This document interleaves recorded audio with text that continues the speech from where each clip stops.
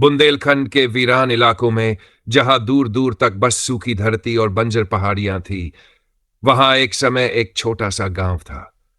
यह गांव वर्षों से पानी की भारी किल्लत से जूझ रहा था। बारिश होती भी तो बस कुछ बूंदें, और बाकी समय लोग प्यास से तड़पते रहते। गांव के बुजुर्ग कहते थे कि कभी यहां एक प्राचीन बावड़ी हुआ करती थी, जो गहरे जंगल के भीतर कहीं छिपी थी। लेकिन कोई भी उस बावड़ी को देखने तक नहीं गया था, क्योंकि लोग मानते थे कि वहां कोई अशुभ शक्ति वास करती है। शाश, प्यास और भटकाव। इस साल गांव में हालात और भी खराब थे।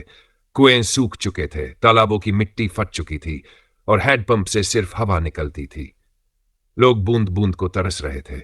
तभी गांव के सरपंच देवीलाल ने एक घोषणा की, जो कोई भी जंगल में जाकर वह बावड़ी खोजेगा और पानी लाएगा, उसे इनाम दिया जाएगा।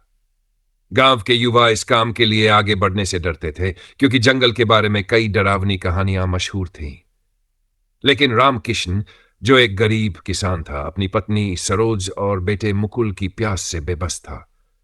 उसने ठान लिया कि वह बावड़ी खोजने निकलेगा, चाहे कुछ भी हो जाए। अज्ञात जंगल की ओर रामकिशन ने एक टिमटिमाती लालटेन उठाई और रात के अंधेरे में जंगल की ओर बढ़ा।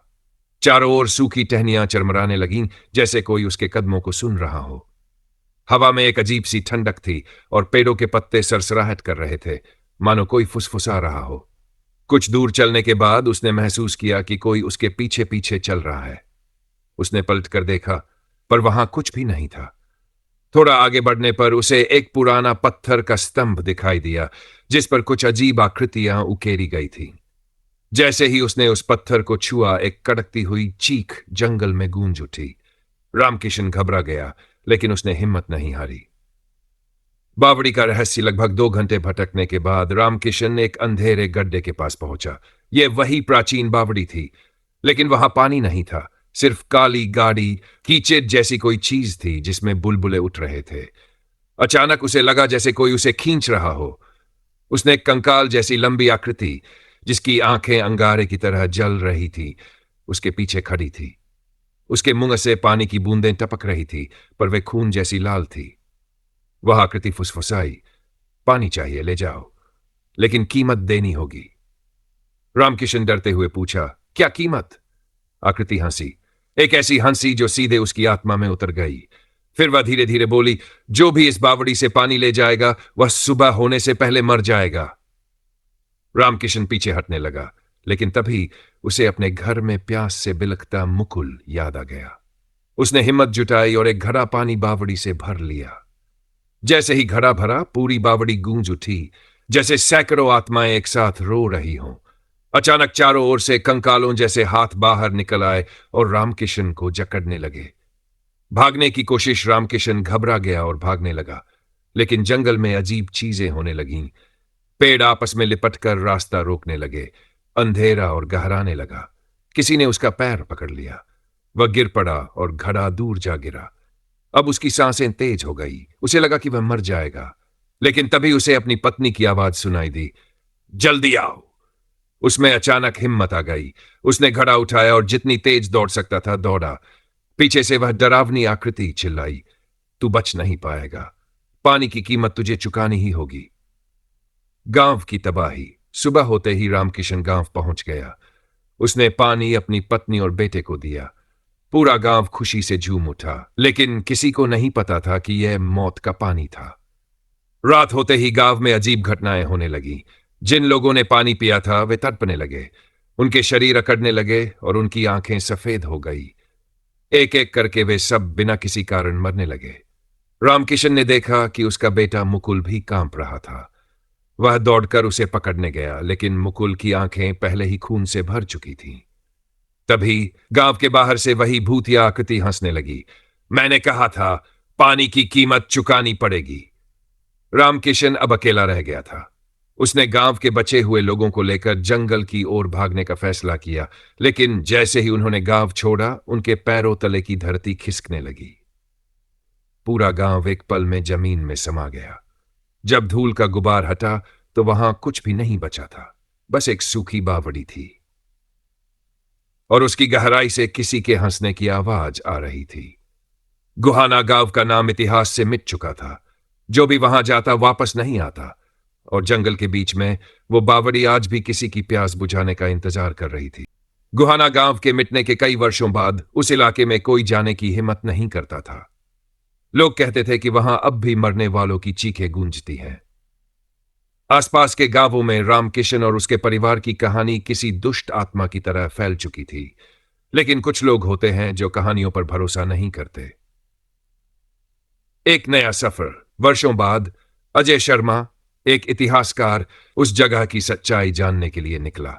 उसे पुरानी किताबों में गुहाना गांव और उसकी शापित बावड़ी का जिक्र मिला था। वह यह समझना चाहता था कि क्या सच में वह जगह इतनी भयावह थी या यह सिर्फ एक अंधविश्वास था। उसने अपने साथ रवि और मोहित नाम के दो दोस्तों को लिया जो उसके जैसे ही जिज्ञासु थे। तीनों एक जीप में सवार होकर उस इलाके की ओर बढ़े जहां अब जंगल ने गांव को पूरी तरह निगल लिया था। खोया हुआ रास्ता। रात घिरने लगी थी जब उन्होंने जंगल में प्रवेश किया। रास्ते पर सिर्फ गाड़ियों के पहियों की चरमराहट और जंगली जानवरों की आवाजें थीं। अचानक जीप का इंजन झटके से बंद हो गया। यह क्या हुआ? रवि ने घबराकर पूछा। मोहित ने टॉर्च जलाकर बोनट खोला, लेकिन इंजन बिल्कुल ठंडा था, जैसे कई दिनों से बंद पड़ा हो। अजय ने चारों ओर देखा। अजीब सी चुप्पी थी। जंगल के पत्ते भी हिलना बंद हो गए थे। तभी कोई वहां है, रवि की आवाज में कंपन। तीनों ने देखा। झाड़ियों के बीच से कोई सफेद आकृति उन्हें देख रही थी। बावड़ी का बुलावा। अजय ने हिम्मत जुटाकर कहा, देखते हैं ये क्या है। तीनों ने टॉर्च लेकर आगे बढ़ना शुरू किया। घना जंगल अंधकार से भरा था और हर कदम पर ऐसा लगता जैसे कोई उनके साथ चल रहा हो। कुछ दूर जाने पर उन्होंने देखा वही प्राचीन बावड़ी, लेकिन अब यह पूरी तरह काली राख से ढकी हुई थी। पानी की जगह उसमें गाढ़ा लाल रंग का तरल भरा था जो हल्का हल्का हिल रहा था। क्या यह खून है? मोहित फुसफुसाया। अजय ने घबराकर नीचे झांका। तभी उसे ऐसा लगा कि कोई उसका नाम लेकर पुकार रहा है। पानी पी लो। उसके कानों में कोई सत्री की धीमी मगर भयावह आवाज गूंज रही थी। डरावना खुलासा। अचानक बावड़ी में बुलबुले उठने लगे। पानी में से कई सड़ी गली लाशें बाहर निकलने लगीं। उनके चेहरे पिघल चुके थे और उनकी आंखों से काले आंसू बह रहे थे। मोहित चीखते हुए पीछे हटा, लेकिन उसके पैर के नीचे की जमीन धंस गई और वह सीधे बावड़ी में गिर पड़ा। बचाओ! रवि ने उसका हाथ पकड़ने की कोशिश की, लेकिन एक अदृश्य ताकत ने उसे पीछे खींच लिया। मोहित की चीख जंगल में गूंजती रही। फिर अचानक सब कुछ शांत हो गया। मोहित गायब हो चुका था। मौत का खेल। अजय और रवि भागने लगे, लेकिन चारों ओर कोहरे जैसी कोई चीज फैल गई।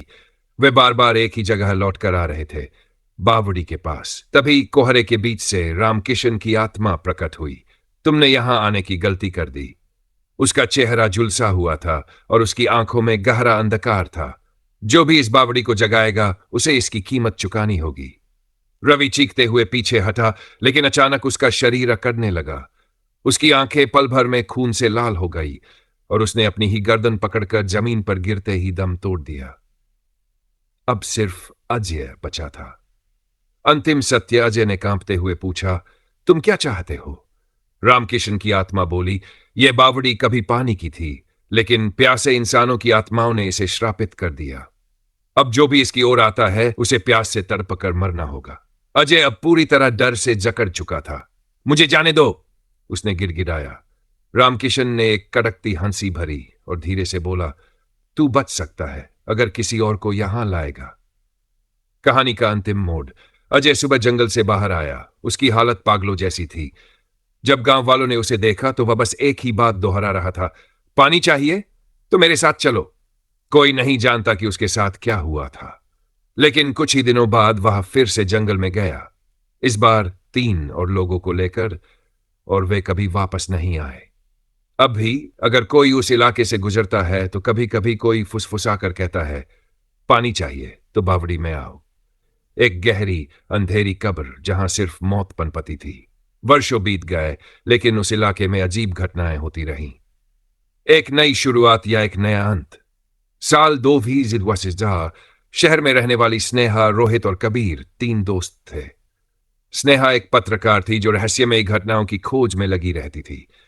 जब उसे गुहाना गांव की बावड़ी के बारे में पता चला तो उसने तय कर लिया कि वह वहां जाकर इस कहानी की सच्चाई पता करेगी। रोहित और कबीर पहले तो डर रहे थे, लेकिन स्नेहा ने हंसकर कहा, अरे यार, ये सब सिर्फ मनगढ़ंत कहानियां हैं। अगर सच में वहां कुछ हुआ होगा तो हम दुनिया को दिखाएंगे। गुहाना गांव की ओर सफर। तीनों ने अपने कैमरे, टॉर्च और पानी की बोतलें उठाई और जीप में बैठकर जंगल की ओर चल पड़े। रास्ता सुनसान था। घने पेड़ों के बीच से एक उलझी हुई पगडंडी आगे बढ़ रही थी। जैसे ही वे जंगल के बीच पहुंचे, जीप रुक गई। रोहित ने चौंक कर कहा, यार, ये गाड़ी अचानक बंद कैसे हो गई? कबीर ने इग्निशन घुमाया, लेकिन जीप चालू नहीं हुई। उसी समय हवा में एक अजीब सी फुसफुसाहट गूंजने लगी। पानी चाहिए? बावड़ी में आओ। तीनों ने एक दूसरे की ओर देखा। यह आवाज किसी आदमी की नहीं थी। यह कोई दूसरी शक्ति थी। शापित बावड़ी के करीब वे पैदल ही आगे बढ़े। जंगल में अजीब सन्नाटा था, जैसे पूरी दुनिया यहां आकर ठहर गई हो। कुछ देर बाद वे उस पुरानी टूटी फूटी बावड़ी के सामने खड़े थे। स्नेहा ने कैमरा ऑन किया और बोलने लगी, हम इस समय गुहाना गांव की उस बावड़ी के पास हैं, जिसके बारे में कहा जाता है कि यहां कई लोगों की मौत हो चुकी है। लेकिन सच क्या है, यह हम अब जानने वाले हैं।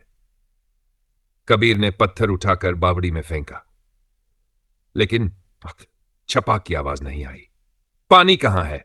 रोहित ने चौंक कर पूछा। बावड़ी में अंधेरा था, पर उसमें कोई गहराई नहीं दिख रही थी। तभी अचानक कैमरे का डिस्प्ले खड़खड़ाने लगा। स्क्रीन पर किसी का चेहरा उभर आया, झुलसा हुआ लाल आंखों वाला चेहरा, रामकिशन का। भागो! स्नेहा चीख पड़ी, लेकिन बहुत देर हो चुकी थी। मौत की दस्तक। बावड़ी के अंदर से कई काले गल चुके हाथ बाहर निकले और कबीर की टांगों को पकड़ लिया। बचाओ! रोहित और स्नेहा ने उसे खींचने की कोशिश की, लेकिन कबीर को धीरे धीरे बावड़ी के अंदर घसीटा जाने लगा। उसकी आंखें सफेद हो गई और मुंह से काला पानी निकलने लगा। मत जाओ, मत जाओ! उसकी फटी हुई आवाज जंगल में गूंज रही थी, और फिर वह बावड़ी के अंदर समा गया। भयानक सच। रोहित और स्नेहा भागते हुए जीप तक पहुंचे। किसी तरह इग्निशन चालू हुआ और वे शहर की ओर भागे, लेकिन उनके कानों में अब भी वही आवाज गूंज रही थी, पानी चाहिए तो बावड़ी में आओ। अंतिम मोड़। दोनों सदमे में थे। स्नेहा ने वीडियो फुटेज चेक करने की कोशिश की, लेकिन कैमरा तो। रोहित ने कंपती आवाज में कहा, अब हमें वहां कभी नहीं जाना चाहिए। लेकिन स्नेहा ने मुस्कुराते हुए जवाब दिया, हम फिर से वहां जाएंगे और इस बार हम सच में पता लगाएंगे कि ये क्या है। लेकिन क्या वे बच पाएंगे?